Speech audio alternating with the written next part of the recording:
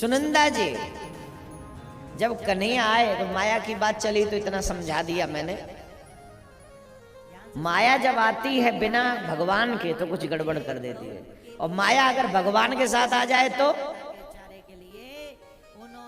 कभी गड़बड़ नहीं होता, कसम से हमेशा एकदम फिट एंड फाइन रहता है। अब आप लोगों ने कुछ नहीं किया, कम से कम टाइमिंग की मैनेजमेंट बहुत अच्छी कर ली। हमारी एक ही प्रॉब्लम है, ये 3 घंटे जो आप यहाँ बैठकर भगवान की कथा सुनते हैं, इसकी कीमत अगर भगवान भी तुम्हें देना चाहे तो दे नहीं पाएगा, दे नहीं पाएगा।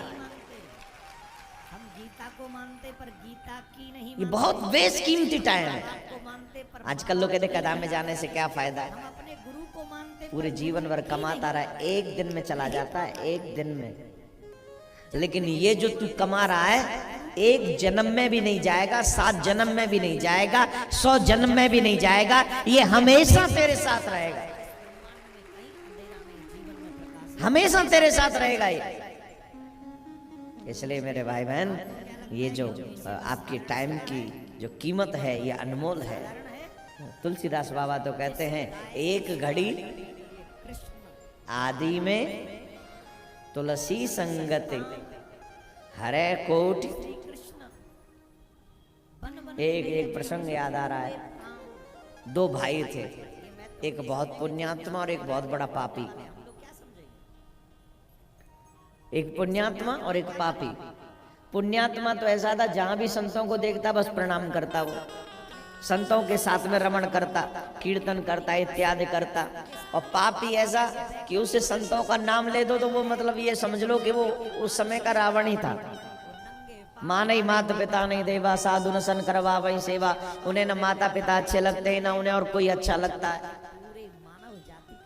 वो भगवान का और साधुओं का नाम भगवान, वो कैसा पापी होगा, गलती से भी कभी उसने एक भी बार राम का नाम नहीं लिया, एक बार भी गलती से भी।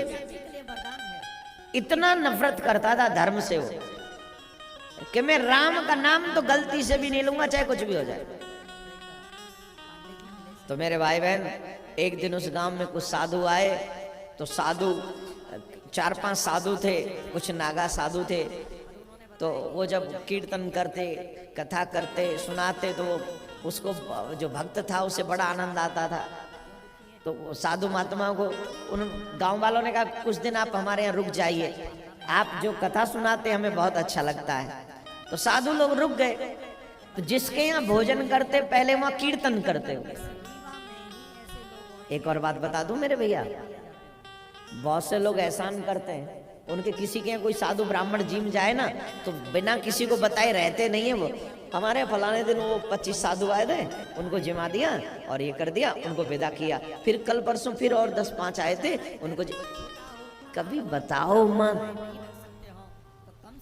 याद रखना, ये साधु महात्मा तुम्हारा अन्न नहीं खाते, तुम्हारा पाप खाते हैं।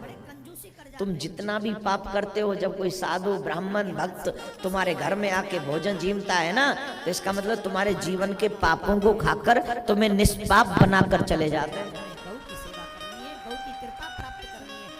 आजकल तो साधु ब्राह्मणों को घर में बुलाने का रिवाज धीरे धीरे खत्म हो रहा है, और अच्छी भी बात है। ब्राह्मणों को भी से एकदम छुटकारा ले लेना चाहिए, ब्राह्मणों को जाना ही नहीं चाहिए। आए थे कितने उनके पाप खाएंगे भाई।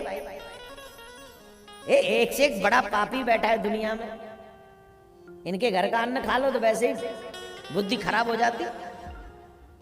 अच्छी कमाई से कमाया हुआ अन्न तुम्हारे विचार अच्छे करता है, और बुराई से कमाया हुआ अन्न तुम्हारे विचारों को दूषित कर देता है।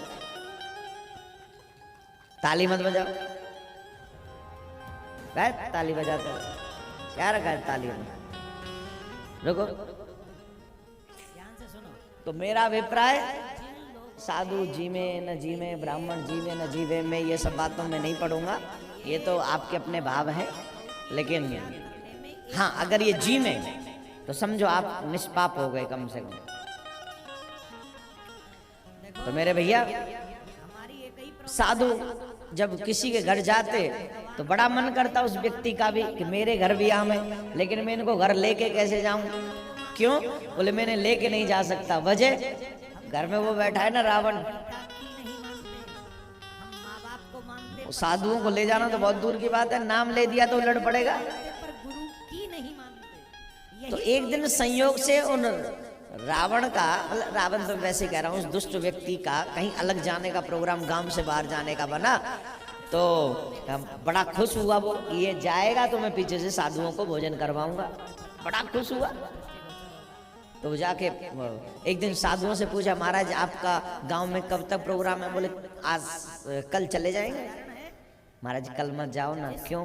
बोले परसों मेरा भाई गांव से बाहर जा रहा है। तो बोले हम चाहते हैं आप हमारे घर में आएं और हम आपको भोजन बना के जिमाएं और खूब सेवा करेंगे हम आपकी। तस्मई बार चकाचक महाराज जो उनसे बन पड़ेगा। तो भाई परसों क्यों? आज शाम को हम कहीं नहीं जा रहे हैं, शाम को आ जाए तुम्हारे यहाँ। बोले रे महाराज वो दुष्ट है, वो तो ना उसके आगे नहीं हो सकता। अरे वो क्यों?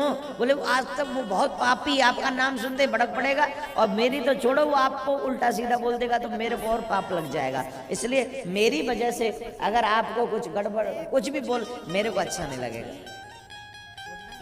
महात्मा जी बोले बेटा अगर तू चाहता है हमें बुलाना तो तू आज शाम को ही बुला, हम भी देखें कि हमारी भक्ति कैसी है और हम भी देखें वो कितना बड़ा दुष्ट है।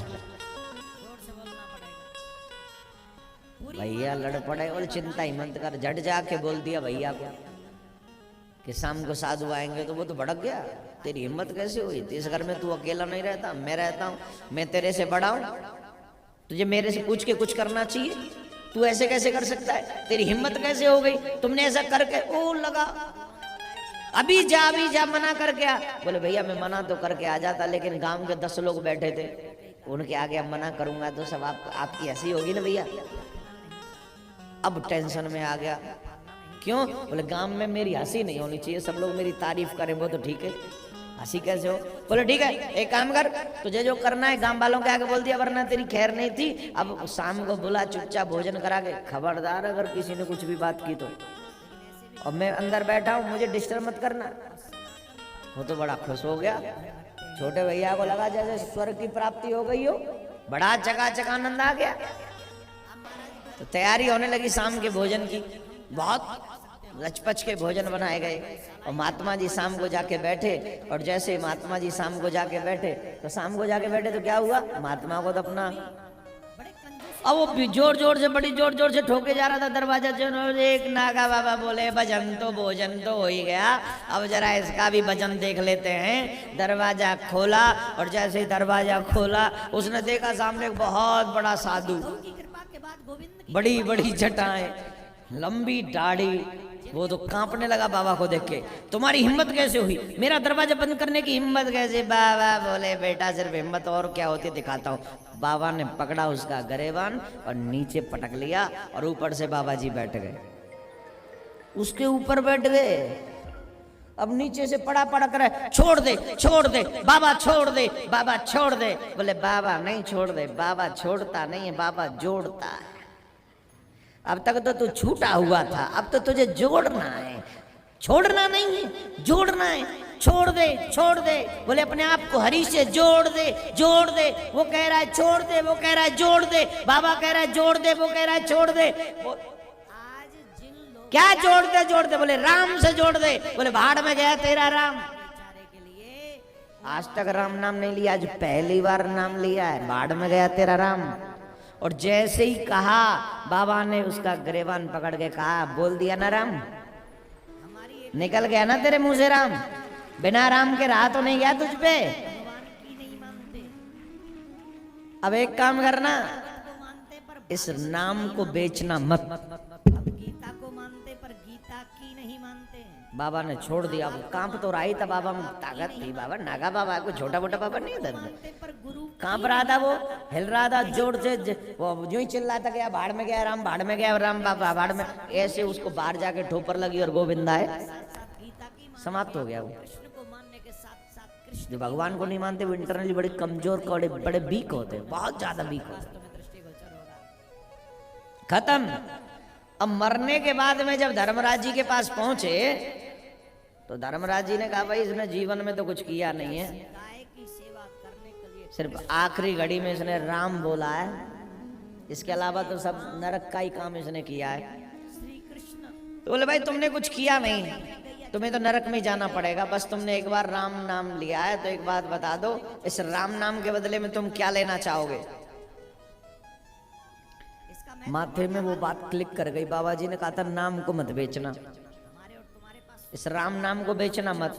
अब तो बाबा जी वो व्यक्ति तो बड़ा ही माइंडेड तो था ही, वो वैकुंठपति है। उसने कहा जो इसके बदले में तुम्हारे पास हो दे दो, जो एक नाम की कीमत क्या है बता दो, वही दे दो। अब तो धर्मराज टेंशन में आ गए, नाम की कीमत क्या हो सकती है, एक नाम की कीमत क्या हो सकती है? धर्मराज टेंशन में आ गए। अब बोले मैं क्या करूं, किससे पूछूं? बोले तो ठीक है, हम नाम की कीमत जानने के लिए ब्रह्मा जी के पास जाते हैं। ब्रह्मा जी से पूछा महाराज आपने संविधान में बताया नहीं कि अगर कोई व्यक्ति एक बार राम नाम ले ले तो उसकी कीमत क्या है? बोले भाई फल तो बड़ा बहुत बड़ा है, पर कितनी कीमत है ये नहीं पता। चलो शिव जी ज्यादा भजन करते हैं, शिव जी के पास चलते हैं। तो वो शिव जी के पास जाने लगे। बोले ए भैया तुम्हारे चक्कर में मैं क्यों परेशान हो रहा हूँ, मैं तुम्हारे साथ पैदल पैदल नहीं चलने वाला, मुझे किसी वाहन में बैठा लो। पालकी मंगाई, आगे ब्रह्मा जी लगे, पीछे वो धर्मराज लगे। शिव जी के पास में पहुंचे, शिव जी के पास में पहुंचे तो शिव जी से पूछा कि ये एक नाम की कीमत क्या है? कुत्ते पाले जाते होंगे। राम नाम की, एक राम नाम की कीमत क्या है? तो शिव जी बोले राम नाम तो खूब जपा, पर ये नहीं पता कि नाम की कीमत क्या है। वही घर रखते हैं। एक काम करो, जिसका नाम है उसी से पूछते चलो। बाबा भी लग गए उसी पालकी में और चल दिए भगवान के पास। क्षीर सागर में नारायण भगवान सोए हुए थे, पौड़े हुए थे, और क्षीर सागर में नारायण भगवान ने देखा ये तो कोई परम भक्त आ रहा है। ब्रह्मा जी पालकी में, शिव जी पालकी में, धर्मराज पालकी में, कोई इतना बड़ा भक्त आ रहा है। तुरंत भगवान ने शेषैया छोड़ी और खड़े हो गए। आजा भैया मेरे गले लग जा, आजा भैया मेरे गले लग जा, आजा भैया मेरे गले लग जा। होता है कि हमें गौ की सेवा करनी है, गौ की कृपा प्राप्त करनी है, क्योंकि गौ की गले लगा लिया। गोविंद की कृपा अब बहुत ये दूर नहीं रहती। शिव जी पूछे महाराज एक नाम की कीमत क्या है? आपका कोई एक बार राम नाम ले ले उसकी कीमत क्या है? बोले कीमत, धर्मराज पालकी में लग गया, ब्रह्मा पालकी में लग गया, शिव भी पालकी में लग गया, और मैं अपनी सैया छोड़ के भाग के इसके गले लग गया। इसके बावजूद भी मैं इसकी कीमत चुका नहीं सका।